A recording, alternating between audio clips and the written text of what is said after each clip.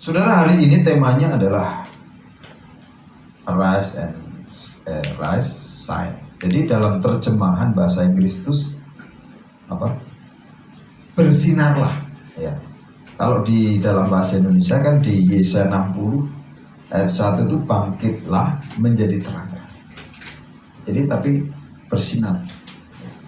Mari kita buka Yesaya 60. Dikatakan begini. Bangkitlah menjadi teranglah, sebab terangmu datang dan kemuliaan Tuhan terbit atasmu. Ini seringkali menjadi pertanyaan, ya. Karena banyak hari-hari ini kan saya sudah sampaikan, orang Kristen itu hidup dikontrol oleh perasaan. Entah perasaan takut, khawatir, perasaan, ya, karena melihat situasi, lihat ke pandemi. Tapi mari saudara, kita jangan menjadi sama dengan dunia ini. Tapi kita ini respon kita ini dijaga oleh firman. Karena di ayat yang kedua ini kan dikatakan bahwa sesungguhnya kegelapan menutupi bumi dan kekelaman menutupi bangsa-bangsa.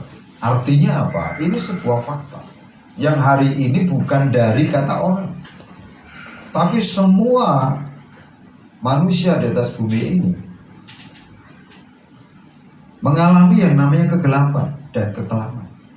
Pandemi ini membuat bangsa-bangsa mengalami kekelaman dan kegelapan. Seorang pengusaha tidak tahu kapan bangkitnya, berkata, ya, perubahan-perubahan kehidupan sosial di masyarakat jelas terjadi. Perekonomian, ya, pendidikan, ada 7 area itu terpengaruh. 7 area otoritas, yaitu pemerintah, ya, government, pendidikan terpengaruh, media terpengaruh, saudara. Kemudian gereja, keluarga terpengaruh. Karena gini saudara, fakta ini bukan hanya dialami saya dan saudara, tapi di belahan dunia semuanya. Bahkan saya sering sampaikan bahwa negara-negara yang dengan ilmu kedokteran dan proteksi kesehatannya dikatakan baik di seluruh dunia dan diasuransikan, ya, juga, tapi ternyata tidak bisa mengatasi pandemi. Tetapi sebenarnya Tuhan izinkan setiap musim, setiap fase itu kita orang percaya, orang yang beriman tetap berbuah. Makanya saya coba melihat, ya, dari Natal tahun 2017, 18, 19, 20, ya. 19 kemarin kan temanya apa? Ya, love God, love people. Jadi kita mengerjakan, ya. Orang yang mengerjakan firman dia akan kuat. Sebelumnya adalah berbuah di segala musim, ya kan? Musim apa saja harus berbuah kalau Tuhan beserta dengan kita. Tahun sebelumnya adalah carilah kerajaan. Jadi setiap tema-tema itu setiap tahun itu,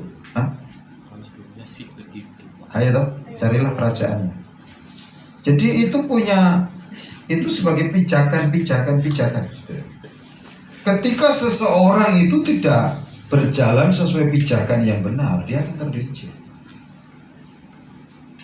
Dan saya memperhatikan bagaimana kitab Yosua menuliskan ketika Yosua menyeberang sungai Yordan masuk tanah perjanjian, itu ada pijakan-pijakan. Ada 12 batu pijakan, sehingga dia bisa nyeberangi bersama bangsa itu. Yang sering menjadi pertanyaan begini, saudara, kenapa banyak orang Kristen juga hidup di dalam kegelapan? Saya berpikir seperti orang yang tinggal dalam kegelapan, karena terang Tuhan belum terbit. Ayat pertama dikatakan, sebab terangmu datang dan kemuliaan Tuhan terbit atasmu. Jadi terang itu belum datang. Terang itu siapa? Mesias. Kitab Yesaya ini adalah kitab nubuatan. Yang pertama bagi bangsa Israel, yang kedua bagi orang percaya. Terang itu adalah Mesias. Titik tolak dari kehidupan yang dipulihkan, kehidupan yang diberkati dan menjadi berkat, itu adalah Mesias datang dalam hidup seseorang.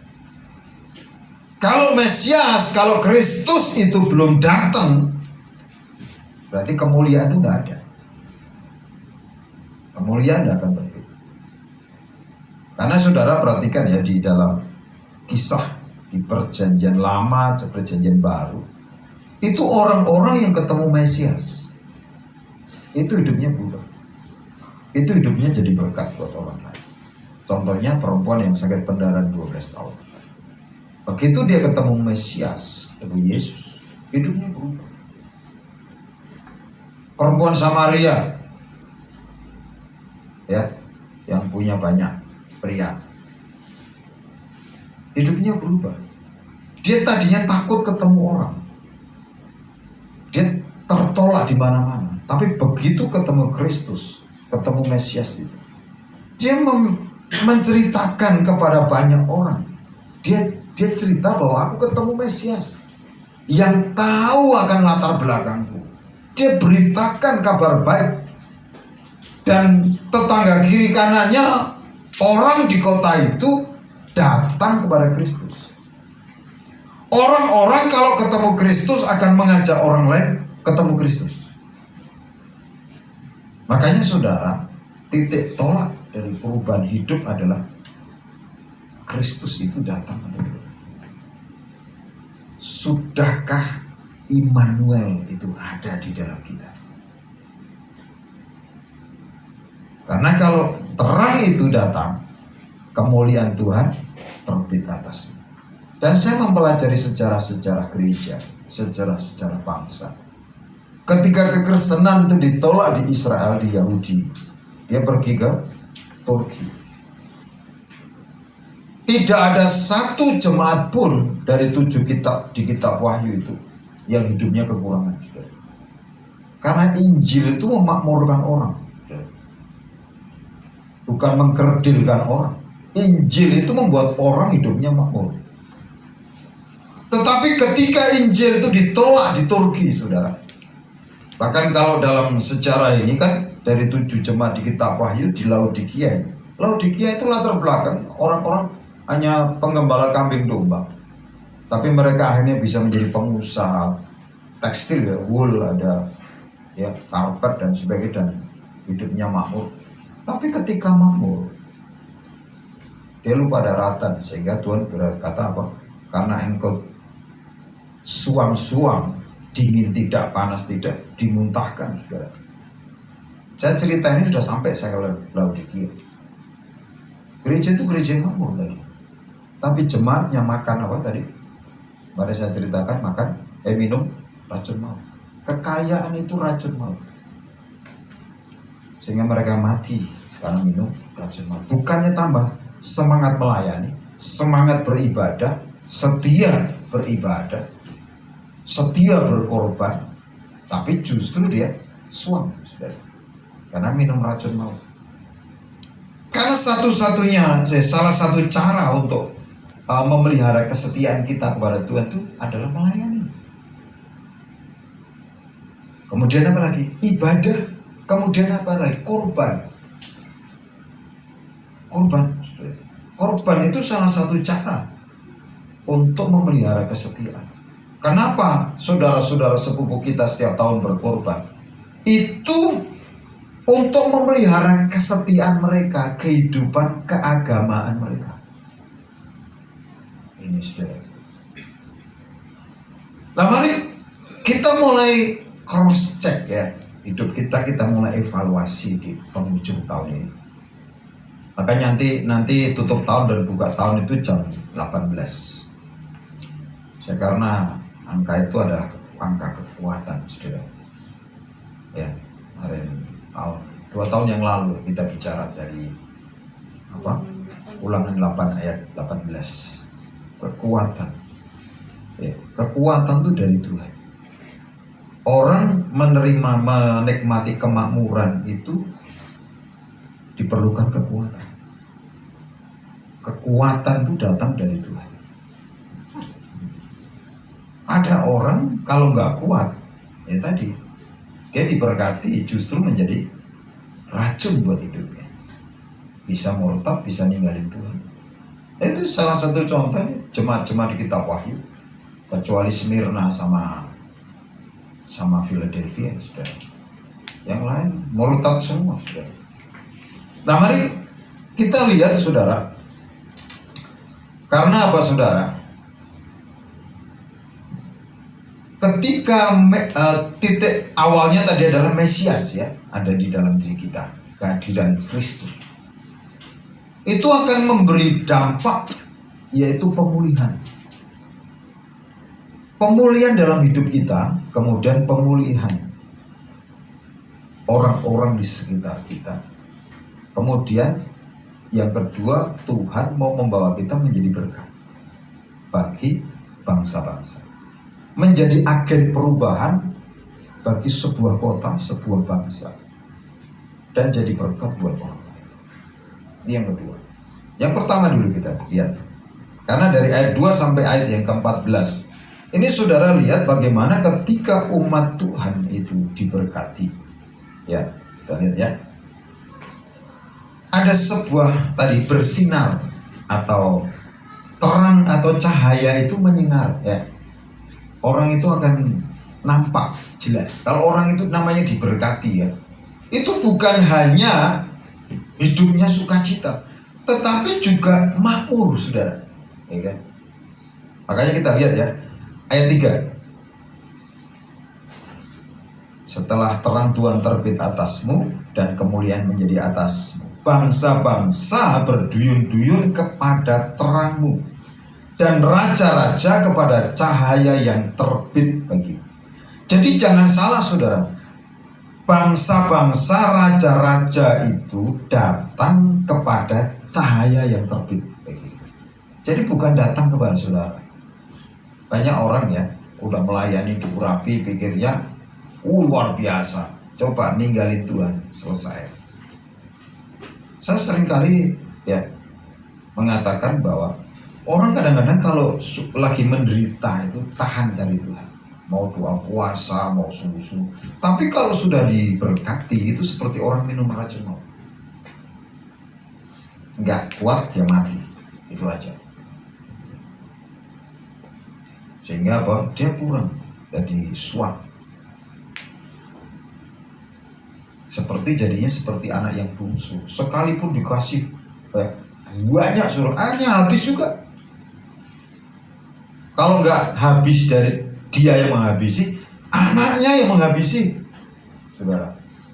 Itu saya sudah memperhatikan loh, ini pelayanan ini memperhatikan lewat anaknya dihabisi. Entah anaknya kena kasus, kena masalah, habis. Entah sakit. Nah ini saudara. Nah, kita perlu memelihara yang namanya cahaya yang terbit itu. Relationship dengan Kristus yang memancarkan cahaya melalui hidup kita ini yang harus kita pelihara. Karena apa, saudara? Kemuliaan yang membuat raja-raja datang dan bangsa-bangsa berduyun itu kepada terangmu, kepada cahaya yang terbit atasmu, bukan kepadamu. Jadi saudara, ketika kemuliaan Tuhan itu nyata, saudara, ini dampaknya luar biasa. Ini ya ayat yang keempat nih. Angkatlah mukamu dan lihatlah sekeliling. Mereka semua datang berhimpun kepadamu. Ya, menghimpunkan orang banyak itu kuncinya apa? Ketika ada cahaya yang terbit ini, ada kemuliaan Tuhan. Dikatakan anak-anakmu laki-laki datang dari jauh dan anak-anakmu perempuan digendong. Tuh, Ini luar biasa. Saya pikir ini bukan sesuatu yang mustahil, sudah. Tapi saya sudah melihat ada banyak, ya, melihat pengalaman-pengalaman dengan Tuhan. Karena apa? Tuhan mau membawa kita orang percaya ini bersuka cita. Dia katakan pada waktu itu engkau akan heran melihat dan berseri-seri. Engkau akan tercengang dan akan berbesar hati. Hari-hari ini kan banyak orang berkecil hati, tawar hati, sakit hati. Tapi Tuhan ini membawa, ya, kita ini mengalami yang namanya fase akan berbesar. Dari mana mulainya? Peliharalah, ya, cahaya yang terbit itu. Mesias itu dipelihara. Relationship Immanuel, Tuhan yang beserta dengan kita, ini yang harus kita pelihara, saudara. Banyak orang tertarik cahayanya, tidak tertarik sumber cahayanya.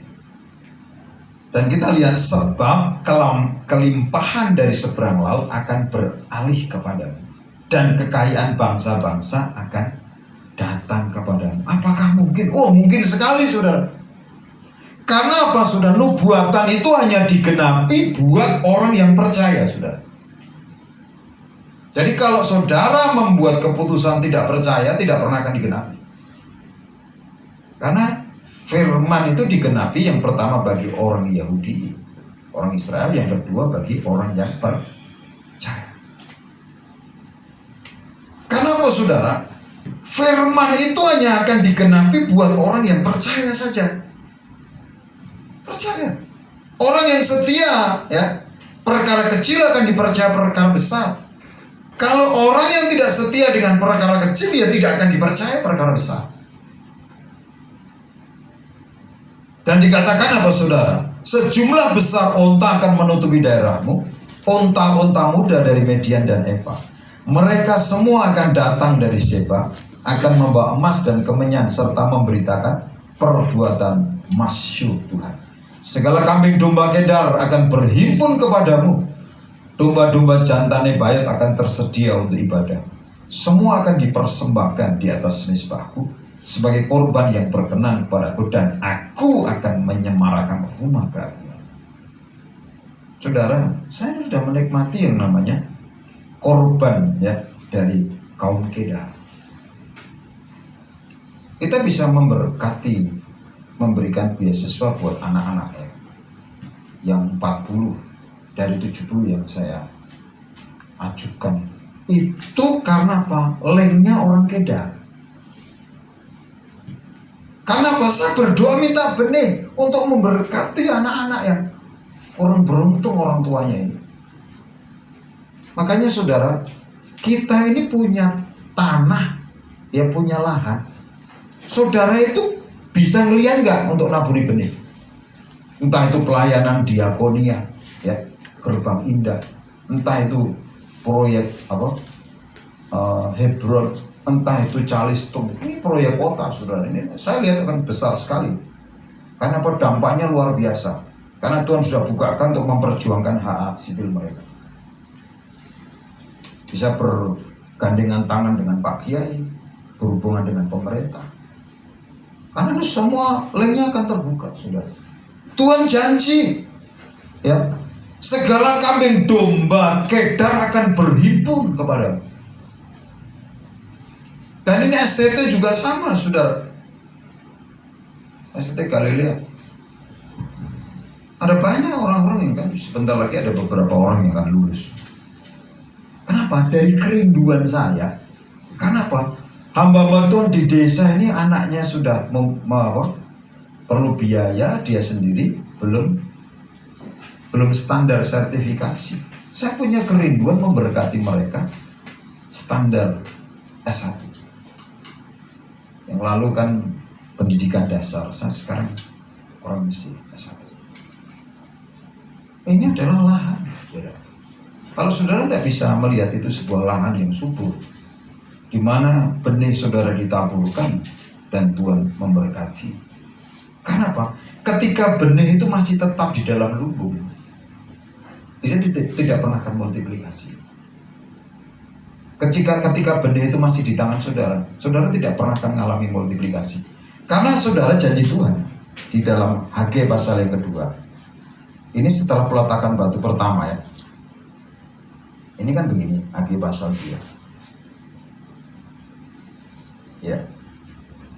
Kan dari ayat 15 itu judulnya pembangunan bait suci mendatangkan berkat. Di ayat 15 ya bacakan.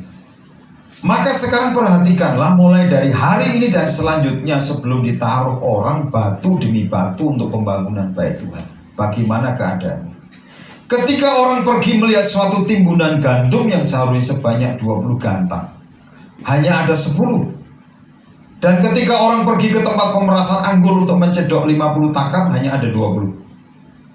Aku telah memukul kamu dengan hama dan sakit penyakit gandum. Saudara, ini yang saya lihat, banyak petani gak maksimal, orang hidupnya gak maksimal, kurang.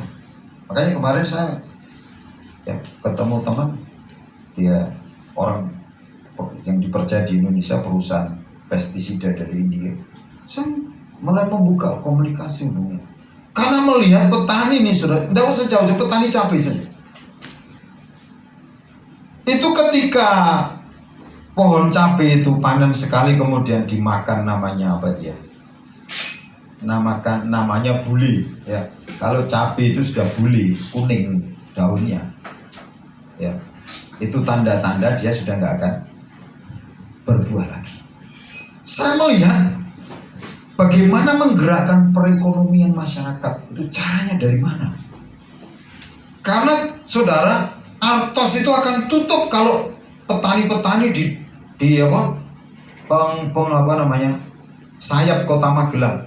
Karena orang Magelang itu kalau ke Artos itu cuma lihat-lihat. Coba orang Kopeng turun karena barusan panen, dia belanja. Orang Temanggung turun, ya itu orang gunung-gunung loh saudara.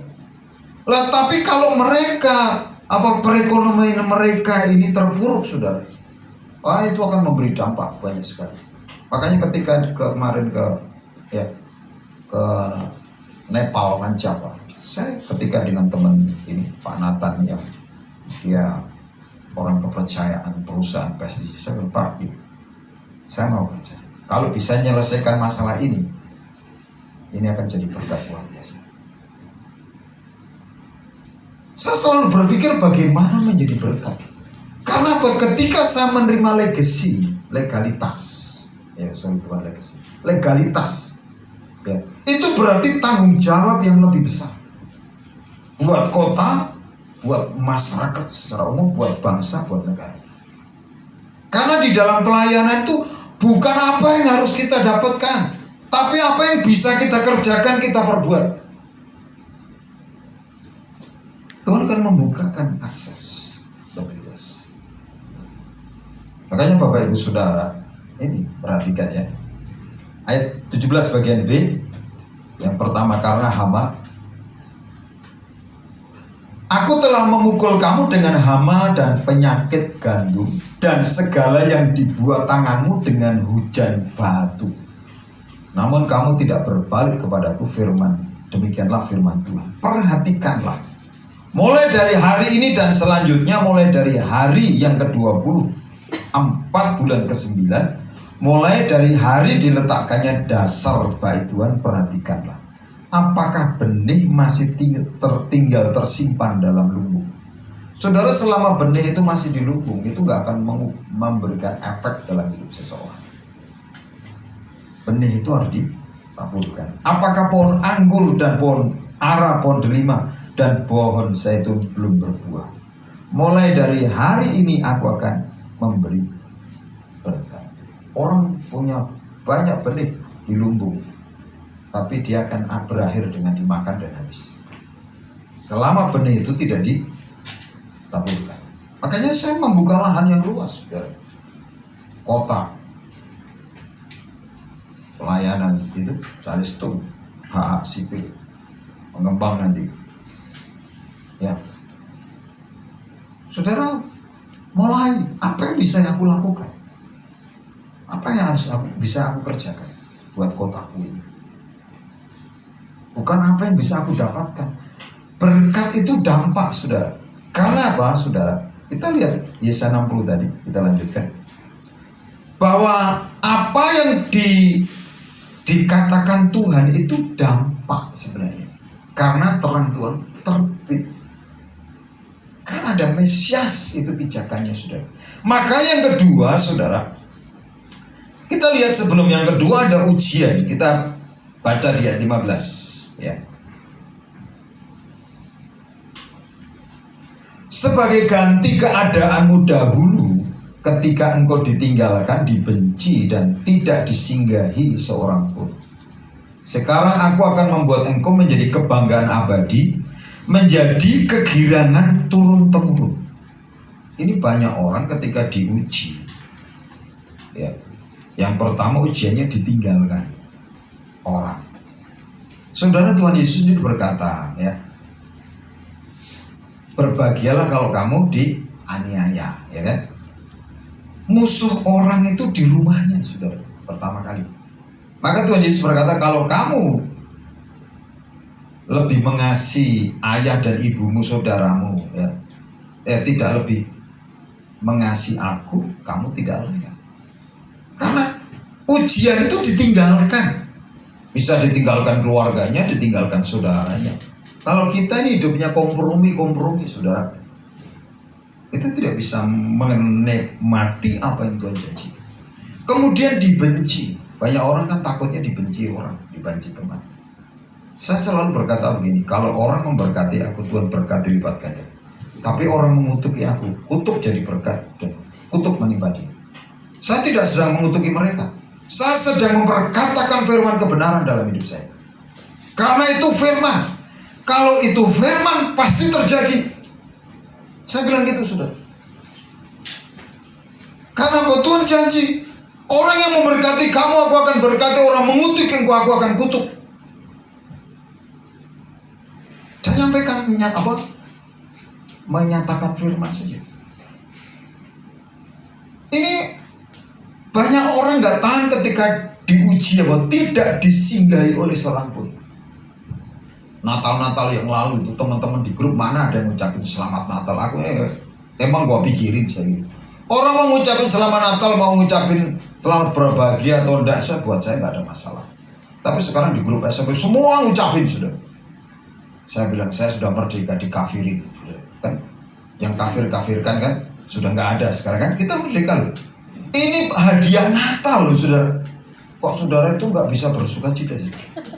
Tahun kemarin kita dikafirkan semua kan. Ini hadiah Natal. Jadi merdeka di grup SMP itu. Wow, berebut ngucapin Natal, saudara. Haleluya, saudara. Jadi kemarin dibenci, yang tidak disinggahi seorang pun. Bahkan ada teman saya ya, yang tadinya dia Muslim jadi Kristen. Wah, di grup SMA itu dibully, sudah. Pas saya lihat, wah ini grup ini sudah nggak sehat ya SMA ini. 2 tahun lalu saya udah keluar. Apain? Saya dikejar teman-teman. Kenapa keluar? Itu grup anak-anak, bukan grup orang dewasa. Kayak gitu ya. Saya nggak suka sara, rasis. Keluar, nggak mau masukin lagi. Saya nggak mau masuk grup SMA karena itu kanak-kanak, saya gitu. Tengah sampai lebih dewasa, saudara. Karena biasanya kan dari sekolah-sekolah favorit itu biasanya hasilnya lebih baik. Karena kalau di SMA saya itu kan SMA pengawal, saudara. Jadi kurang favorit waktu saya masuk itu kurang favorit. Jadi kalau SMP favorit ya, SMP 2. Jadi lebih tertata, saudara. Baik. Saudara, mari perhatikan. Dikatakan di ayat 16, engkau akan mengisap susu bangsa-bangsa dan akan meminum susu kerajaan-kerajaan, maka engkau akan mengetahui bahwa akulah Tuhan Juru Selamat dan penebusmu yang Maha Kuasa, Allah Yakub. Jadi saudara, ketika kita menikmati, ini yang seringkali banyak orang lupa itu adalah karena apa? Tuhan. Ini karena Tuhan mengasihi, kemudian saya beritahu ini kebenarannya. Tapi ketika sudah mendapatkan susu, menikmati, orang sudah lupa semua. Itu bukan ini usaha saya kok, ini kerja keras saya. Saya bilang, lihat kasusnya anak bungsu, berapa banyak hartanya ludes habis makan ini, ampas babi saja nggak bisa. Lah saudara, Tuhan itu Tuhan ya. Makanya kalau kita ini bisa respon dengan benar ketika ditinggalkan, ketika dibenci, ketika tidak disinggahi seorang pun, Tuhan itu dia memberikan namanya ganjaran. Ganjaran itu sepadan dengan jerih lelah seseorang. Tapi beda, saudara. Tuhan itu kan ketika kita melakukan sesuatu itu, kita ini sedang melakukan sebuah investasi. Bukan pemberian, orang memberi menerima, tapi sebuah investasi. Karena apa? Tuhan itu memberikan sebuah ganjaran atau ganti yang sepadan. Ya, sebagai ganti tembaga, aku akan membawa emas. Supaya bayangkan, tembaga diganti emas. Itu Tuhan. Sebagai ganti besi, aku akan membawa perak. Sebagai ganti kayu, tembaga. Sebagai ganti batu, besi. Ini saudara, pertukaran yang Tuhan kerjakan itu tidak merugikan. Makanya banyak orang itu kadang-kadang senang benihnya itu dilumbung. Padahal dengan Tuhan itu pertukarannya adil. Karena apa? Ini jaminan loh, garansi Tuhan apa? Aku akan memberikan damai sejahtera dan keadilan yang akan melindungi dan mengatur hidupmu. Mungkin selama ini saudara, ketika kita dibenci, ketika kita ditinggalkan, ketika tidak disinggahi orang, itu menganggap kita ini diperlakukan tidak adil. Ya, tapi keadilan itu memang hanya milik Tuhan. Ya. Saudara berharap terhadap manusia adil, terhadap dunia adil, itu salah alamat. Tuhan sudah, ini kan sampaikan di ayat yang ke berapa? 17b. Aku akan memberikan damai sejahtera. Makanya orang ini kalau dipimpin damai sejahtera itu nggak ada takut. Tuh. Karena kalau damai sejahtera yang memimpin ya, dikatakan yang akan melindungi dan mengatur hidup. Melindungi. Banyak orang kan kontrol takutnya. Saudara kalau lagi takut, berdoa sampai kita menikmati, merasakan damai sejahtera. Kalau sudah damai sejahtera, berarti kerajaan Allah ada dalam kita. Berarti Tuhan beserta dengan kita. Kita mengalami Immanuel. Itu yang akan melindungi di mana saja. Apakah dan keadilan, kita dilindungi. Garansi keadilan. Mungkin saudara dalam pelayanan itu kan tidak mengharapkan dihargai ya, di tempat di mana kita melayani. Lah mari kita lihat saudara, apa yang akan dialami saudara ketika damai sejahtera dan keadilan itu melindungi dan mengatur hidup kita. Tidak akan ada lagi kabar tentang perbuatan kekerasan di negerimu, yang pemicu kekerasan di Kraken, saudara kan? Tentang kebinasaan atau keruntuhan di daerahmu. Maka selalu bencana itu hubungannya adalah dengan hati manusia. Engkau akan menyebutkan tembokmu selamat dan pintu-pintu gerbangmu ujian. Nah, selalu berkaitan dengan hati manusia. Kalau sampai ada keruntuhan, ada kebinasaan, saya bisa ngerti maksudnya. Kan seringkali firman itu membukakan ya, akar masalahnya di sini. Dan bagian yang terakhir saudara, ya, menarik ya. Dikatakan bagimu, dikatakan Tuhan yang akan menjadi penerang abadi. Makanya Bapak Ibu Saudara, Tuhan mau kita ini apa? bukan hanya berhenti sampai ngalami pemulihan, tapi Tuhan mau kita membawa pemulihan yang kita alami itu perubahan bagi orang. Pemulihan itu selalu ada tandanya, ada peneguhannya, yaitu diberkati. Kalau diberkati berarti kita punya tanggung jawab menjadi berkat, menerima kasih. Itulah orang bertanggung jawab, diberkati, menerima, memberkati. Mari kita bangkit berdiri, kita berdoa.